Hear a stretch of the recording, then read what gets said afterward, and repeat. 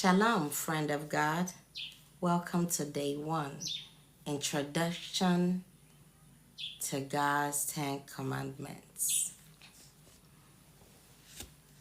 God placed Israel strategically at the crossroad of commerce in their day.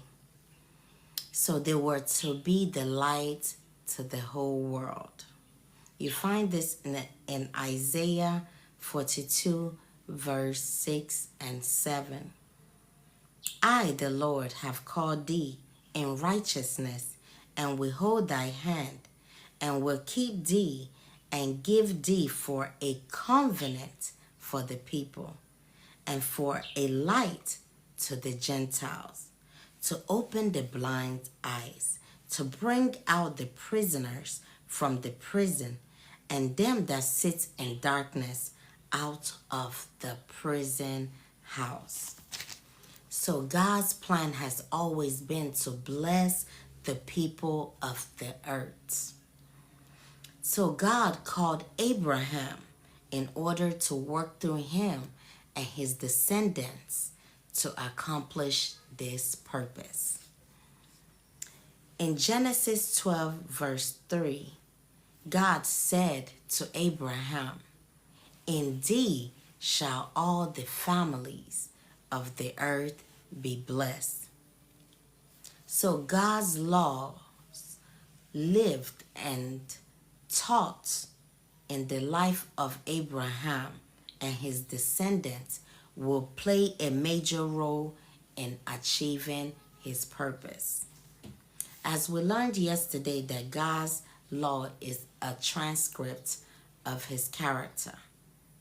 So when God's laws are lived out in the life of God's people, we're actually supposed to reveal what God is like. And once the law is lived out, we are supposed to reveal God's character to the world so you can be able to differentiate God's people and the other people. We're all God's people. So we learned that Abraham fulfilled God's purpose in his life when God said in Genesis 26, verse 5, "Kept my charge, my commandments, my statutes, and my law." So because Abraham's faithful obedience to God's commandments, when God instructed him to leave his father's house, God could use him and his seed to bless all the nations. You find in Genesis 26, verse 4 and 5. "And I will make thy seed to multiply as the stars of heaven, and will give unto thy seed all these countries. And in thy seed shall all the nations of the earth be blessed, because that Abraham obeyed my voice and kept my charge, my commandments, my statute, and my laws." These verses are also a prophecy that through Abraham and his seed, the Messiah will come to provide salvation to all who believed.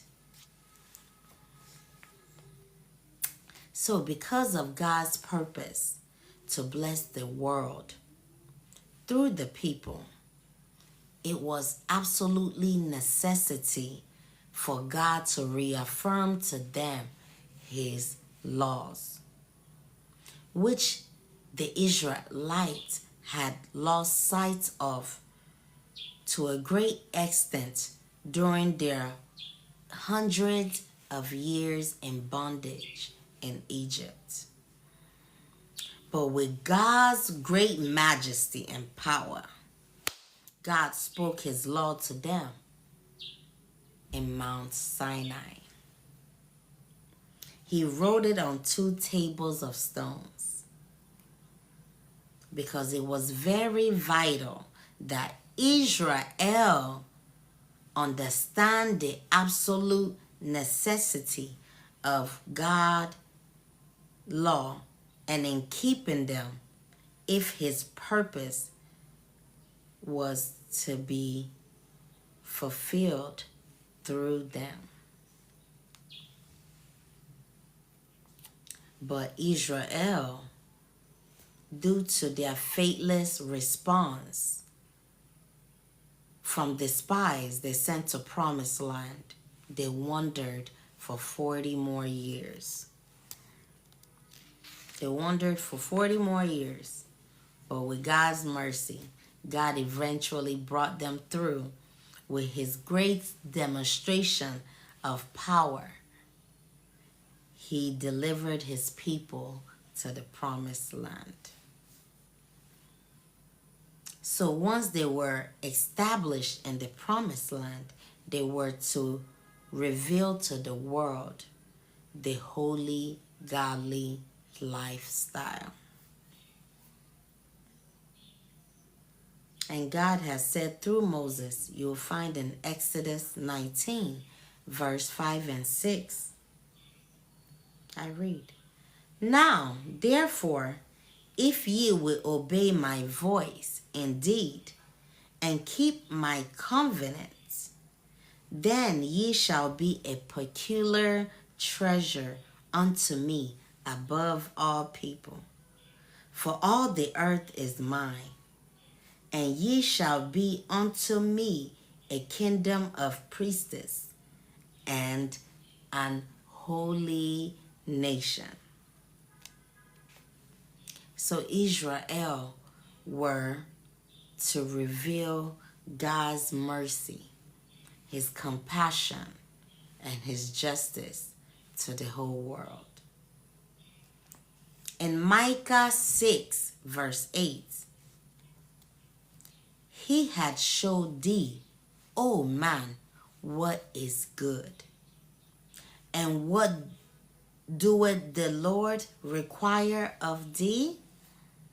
But to do justly, and to love mercy, and to walk humbly with thy God." So as Israel obeyed God's commandments from the heart, they would reveal his love to the world by showing love to God and their fellow mankind, which was at the heart of God's instruction to them. You find this in Deuteronomy 6, verse 5. I read, "Thou shalt love thy neighbor as thyself." And in Leviticus 19, verse 8, God tell you, "I am the Lord." So God's 10 commandments reveals God's moral responsibility to man. So God's 10 commandments reveals man's moral responsibility to God and to our fellow man. Yes.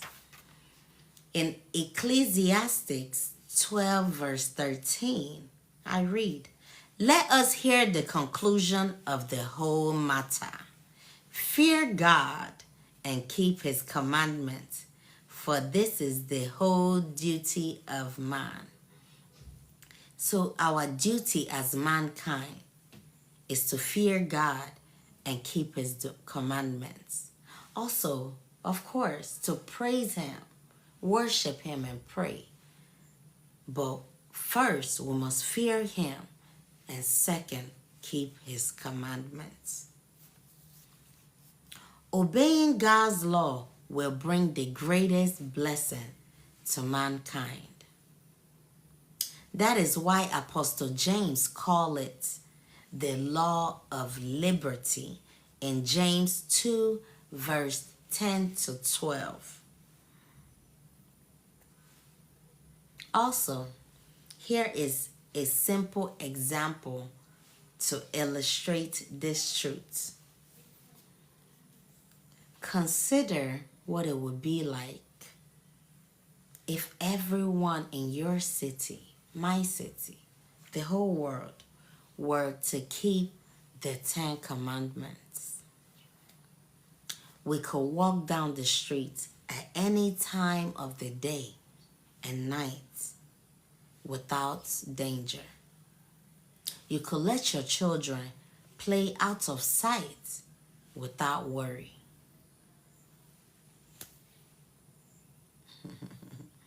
You will not worry about trafficking, organ trafficking. We will not worry about... Anyway, I believe God's 10 Commandments are one of the greatest blessings God has ever given to us man. As the psalmist put it in Psalm 19, verse 7 to 11. I read, "The law of the Lord is perfect, converting the soul. The testimony of the Lord is sure, making wise the simple. The statutes of the Lord are right, rejoicing the heart. The commandment of the Lord is pure, enlightening the eyes. The fear of the Lord is clean, enduring forever. The judgments of the Lord are true and righteous altogether. More to be desired are they than gold. Yeah, than much fine gold. Sweeter than honey and honeycomb. Moreover, by them is thy servant warned, and in keeping them there is great reward."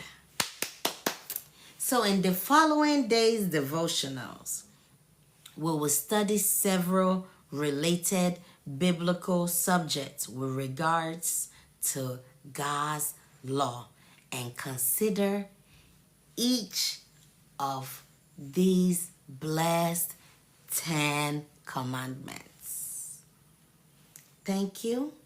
Follow, like, and share. And I will leave 3 questions at the comments box. Answer them if you please. See you tomorrow. Bye-bye.